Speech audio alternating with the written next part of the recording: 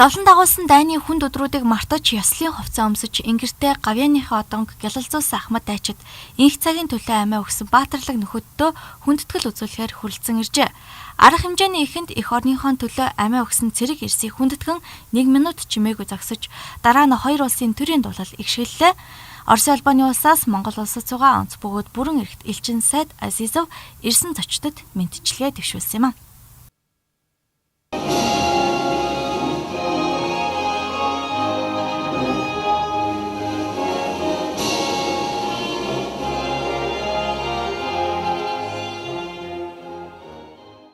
Агаа эх орны дайны ялалтын 69 жилийн ойн хүндэтгэлийн хүлээн авалтанд оролцохоор улсын хурлын гишүүд, Монгол улсын засгийн газрын төлөөлөгчид, олон нийтийн байгууллагын төлөөллүүд ирсэн байлаа.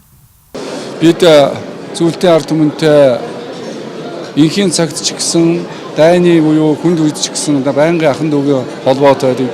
Ийм учраас Монголын ард түмэн зөвлөлтийнхаа ах トゥ нарыг бол ах トゥ гийн холбоотой улс орн гэж ингэж үздэг. Мөн гадаад хэргийн сайд болд Монголын ирээдүй болсон залуу үед хандан үг хэлсэн юм. Энэ өдөр мэдээж хэрэг Ахмадуудаа энэ хялтыг авчирсан тэр гавьяатаа бүх хүмүүстээ хамгийн сайн сайхан бүхнийг хүсэх ёстой. Тэдгээрийнхаа гавьяаг алдашруулж, тэдгээрийнхаа захиас даалгаврыг биелүүлж, тэдгээрийнхаа хамгийн сайн сайхан ирээдүйн төлөө тэмцсэн тэр тэмцлийг үргэлжлүүлэх ийм сайхан чин сэтгэлийн үгээ хэлэх ёстой юм аа.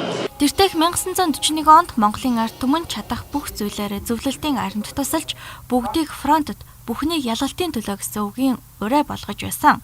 Тэртех хүнд өдрүүдийн тухай хамт байлдаж явсан нөхдийнхөө тухай Ахмад дайчид дурслаа. Страшным было явление.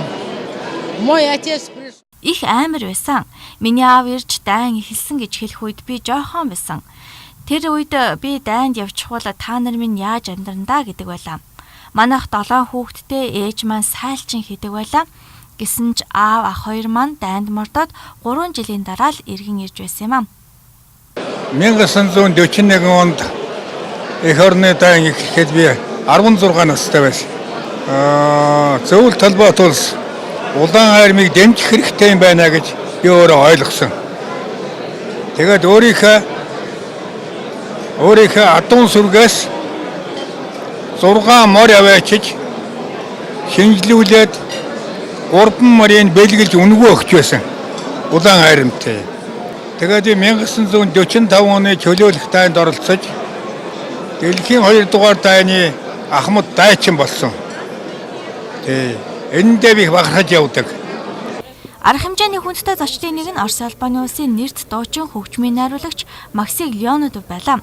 Тэрээр анх Монголд ирэхдээ ч энэ түүхэн өдөр ирж байсан юм.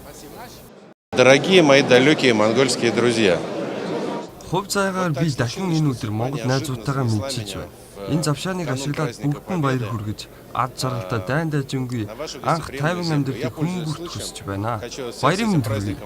Айс Монголын телевизийн хамт олон ч мөн инх цагийн төлөө залуунаас халуун амиа өргөсөн мянган цэрэг эрсийн дурсгалыг хүндэтгэж Ахмад дайчтай талархал илэрхийлсэн сайн сайхан бүхнийг өсөөрөж байгаамаа. Мирослава Борхуу инх бэлэг энэ цагт